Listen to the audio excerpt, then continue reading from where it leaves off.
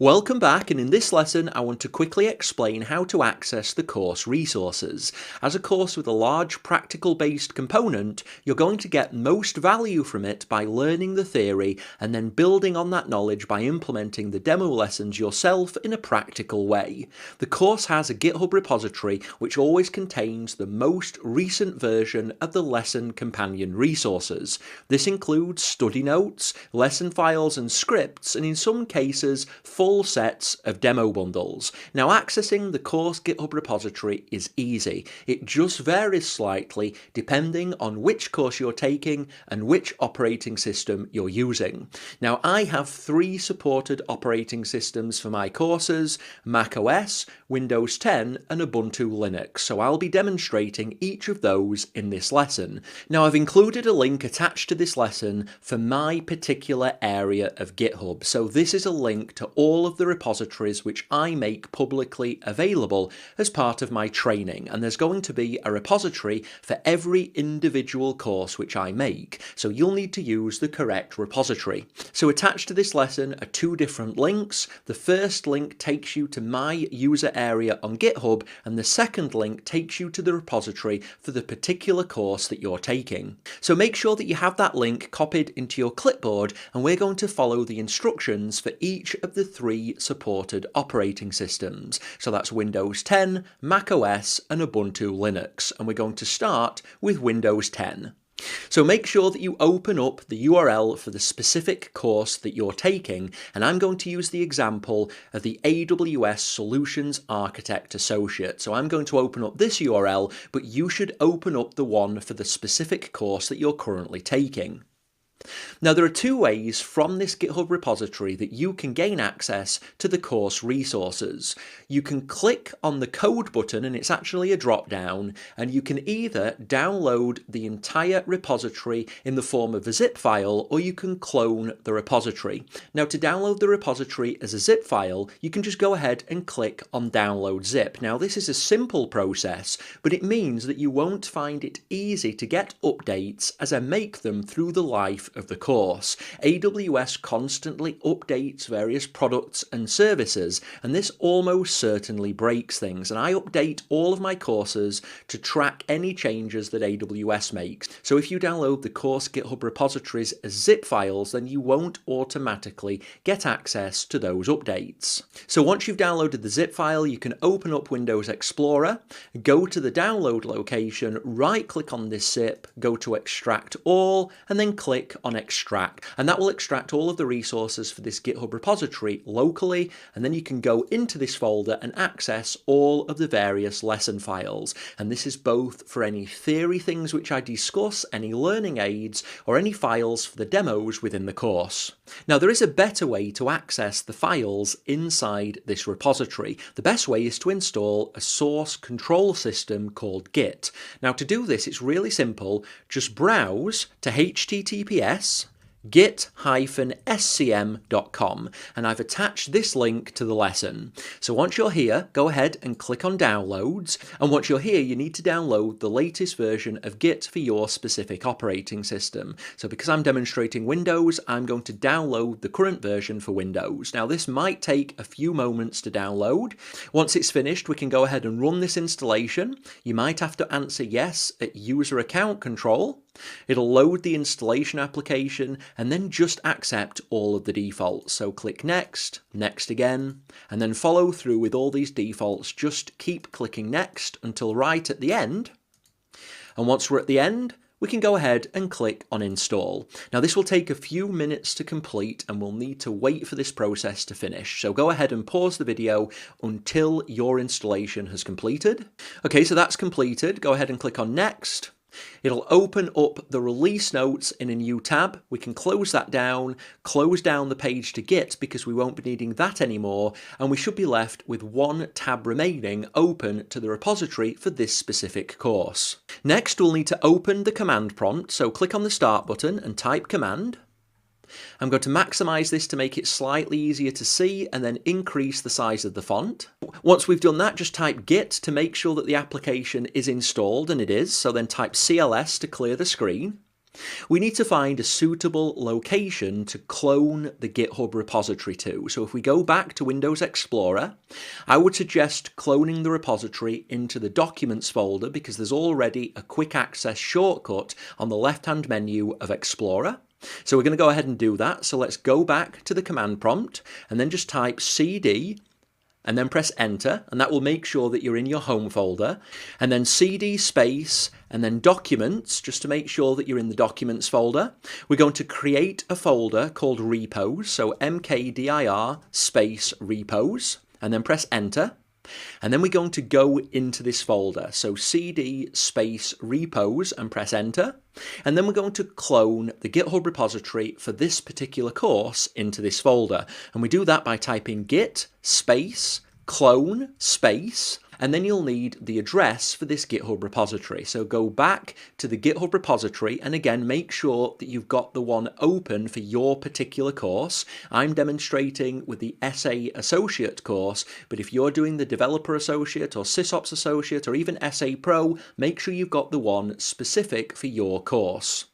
Once you're there, click on Code and make sure that you've got HTTPS selected. You'll need to make sure that it says HTTPS in this box, and once you've got that, click on the little symbol on the right to copy that into your clipboard. Then go back to the command prompt and paste that in, and then press enter to clone that repository down to your local machine. Now once that's finished, if we go to Explorer, go inside repos, now you'll see the folder that represents the GitHub repository. If you go inside there, you'll see all of the course files for your particular course. Now, if you ever want to make sure that you have the latest version of these files, and this is something which I would do periodically just to make sure that you've got any updates which I've made to the course, go back to the command prompt, make sure that you're in the Documents folder and then the Repos folder, and then go inside the repository folder for this particular course and just type git space pull and press enter. And that will either say that the repository is already up to date, or it will pull any updates made to the repository since either when you first downloaded it or the last time that you ran git pull. And there we have it. This is how to download and update your local copy of the course files under the Windows 10 operating system. So next we're going to look at the same process for macOS. Gaining access to the course resources under macOS is similar to Windows. First, we need to go to the course GitHub repository. Again, I'll be demonstrating this for the Solutions Architect Associate repository, but you should use the one specific for the course that you're taking. Again, under macOS, you can also click on Code and then download a zip, which is a point-in-time copy of all of the course files, or alternatively, you can also use source control to take a clone of this repository. Now to do that, you need to start up the macOS terminal. I'll run a CD on its own just to make sure that I am in the home folder for my user, and then I'll run an mkdir repos and then move into that repos folder. You'll need to check whether you do have Git installed, and we can do that by running Git. If we don't have it installed, we'll be prompted to install the command line developer tools. So go ahead and click on install if you don't have those installed already, and then click agree. That'll start downloading the software. It usually starts off saying about 20 minutes, but depending on the speed of your internet connection, it can generally take between 2 to 5 minutes. You'll need to allow that process to finish, so I'm going to go ahead and skip to when this is completed so we can move on. Okay, so that's finished. So whether you had to install this and it completed, or if you already had Git installed, we can move on to the next step. And the command we need to run is exactly the same as I've just demonstrated on Windows. So it's git space clone space, and then it's the cloning URL for the repository. So if we move back to Safari, click on Code, make sure HTTPS is selected, copy that into your clipboard, paste that into the terminal, and press enter. That'll clone that repository down, and just as with Windows, if you ever want to make sure that you've got the latest copy, just move into that folder and run a git pull. And the process is very similar under Linux. Now, accessing the course files using Ubuntu is a fairly similar process. First, we need to open up the terminal application, and we need to make sure that Git is installed. So if we type Git and press enter, we'll see that it's not installed, and we'll need to follow the operating system instructions to install the Git application. In this case, we need to run a sudo space apt space install space git and press enter. You'll be prompted for your password. Go ahead and enter that. Acknowledge that you want to install the software, and it will download and install the Git application. Then I'll clear the screen to make it easier to see. Then we're going to make a repos folder just like I demonstrated with macOS. So type cd and press enter to make sure that you're in your home folder. Then type mkdir space and then repos to create a repos folder, and then cd space repos to move into that folder, and then we're going to clone down the repository into this folder. And we'll do that by running a git space clone space, and then we'll need the GitHub repository. So we'll need to open up a web browser under Ubuntu.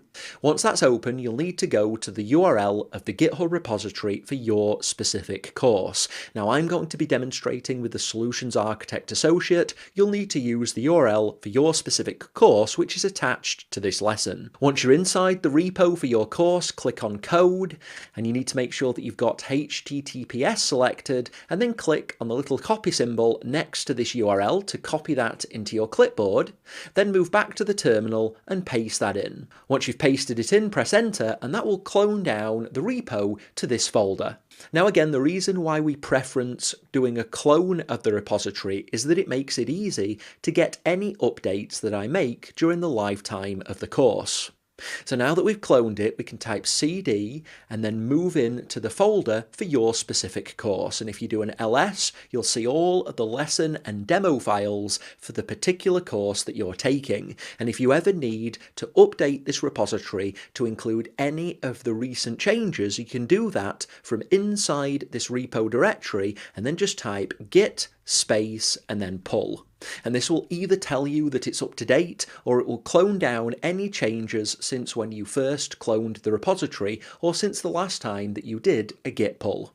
And that's how to get a clone of the course files under Ubuntu Linux. Now, one final thing before I finish up with this lesson, and to do that I'm going to move back to Windows 10. One extra piece of software which I do recommend that you download and use throughout this course is a good code editor.